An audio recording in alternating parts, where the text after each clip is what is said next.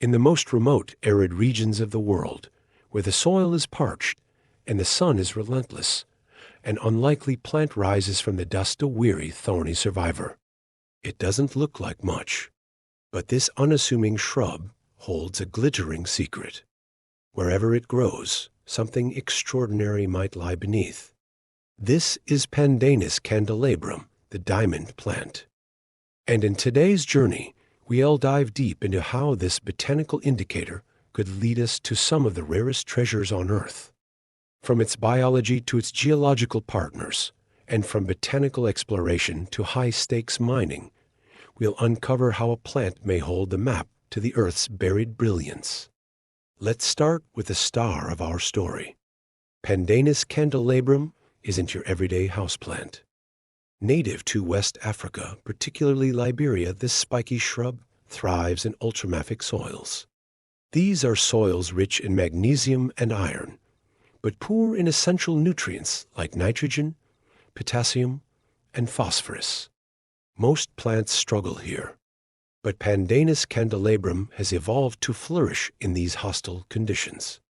But what really makes it special is what's underneath the soil it prefers.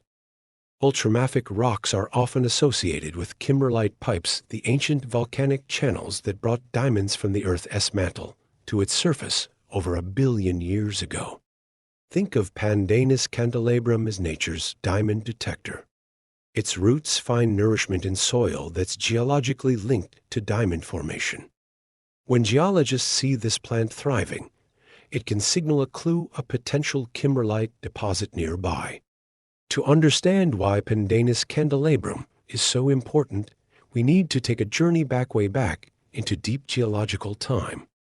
Diamonds form under extreme conditions. Around 150 to 200 kilometers beneath the Earth's crust, carbon atoms are squeezed by pressures exceeding 5 gigapascals and cooked at temperatures above 1,200 degrees Celsius. The result? Crystalline perfection, a diamond. But how do diamonds make their way to the surface? Through kimberlite pipes, narrow, carrot-shaped volcanic conduits formed by ancient explosive eruptions. These eruptions are so violent and fast that they can carry diamonds from the mantle to the surface in a matter of hours, preserving them along the way.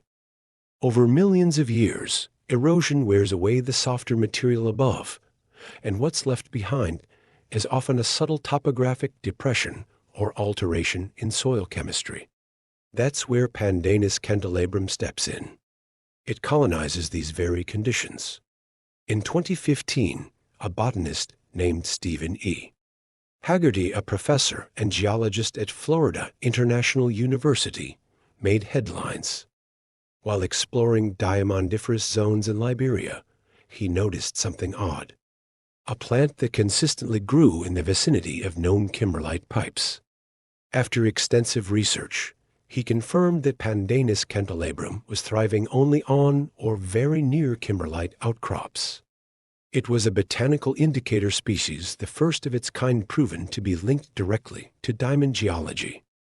This discovery offered a low-cost, low-impact method for diamond exploration. Instead of relying on expensive aerial surveys or massive ground-based magnetometry, prospectors could simply look for a spiky green clue in the landscape. So how does one use this plant to find diamonds? Step 1. Botanical surveying. Field teams venture into remote regions, often on foot, mapping the locations of Pandanus candelabrum. GPS coordinates are logged and soil samples are taken. Step 2. Soil analysis. Ultramafic soils are tested for chemical signatures, elevated levels of magnesium, chromium, and nickel, common indicators of underlying kimberlite. Step 3. Geophysical scanning. If the chemistry matches, geophysical instruments are brought in. Magnetic and gravimetric data can hint at the cylindrical shape of buried pipes. Step 4. Core drilling. Once a potential target is confirmed, a small borehole is drilled. Samples are brought to the surface and examined for kimberlite and, more importantly, diamonds. Step 5. economic assessment finding kimberlite doesn't guarantee a mine. Only 1 in every 200 kimberlite pipes is economically viable. Diamonds must be plentiful, large, and of gem quality. But without Pandanus candelabrum, many promising sites might be overlooked entirely.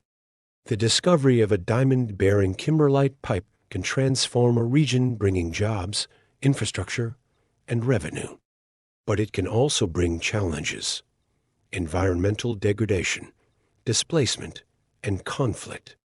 Liberia, where Pandanus candelabrum grows, has a complex history with so-called blood diamonds. The Kimberley process, an international certification scheme, was introduced to prevent conflict diamonds from entering the global market. Still, the tension between discovery and sustainability remains. Botanical prospecting offers a gentler approach, one that minimizes bulldozing and respects the landscape. But it must be guided by ethical mining practices, community consent, and ecological sensitivity. The idea of plants as geological sentinels is not new.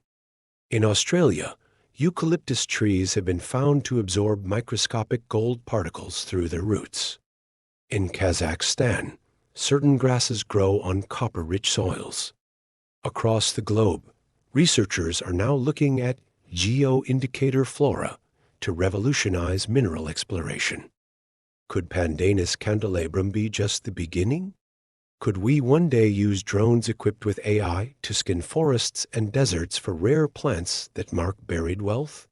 The answer is yes, and it's already starting. In a world where satellites beam down terabytes of data and machines drill kilometers into rock, it's easy to overlook the wisdom of nature. Yet here, in the thorny leaves of a quiet Liberian shrub, lies a profound truth. Earth is always speaking. Sometimes it whispers through wind and root, through leaf and soil. Pandanus candelabrum doesn't just grow where diamonds are found. It guides us to them, showing that even in the harshest environments, life and treasure intertwine. So next time you see a spiky plant growing in the middle of nowhere, remember, it might just be standing on top of a billion-year-old miracle. Thanks for watching. If you enjoyed this deep dive, don't forget to like, subscribe, and ring the bell for more science storytelling. Until next time, keep exploring.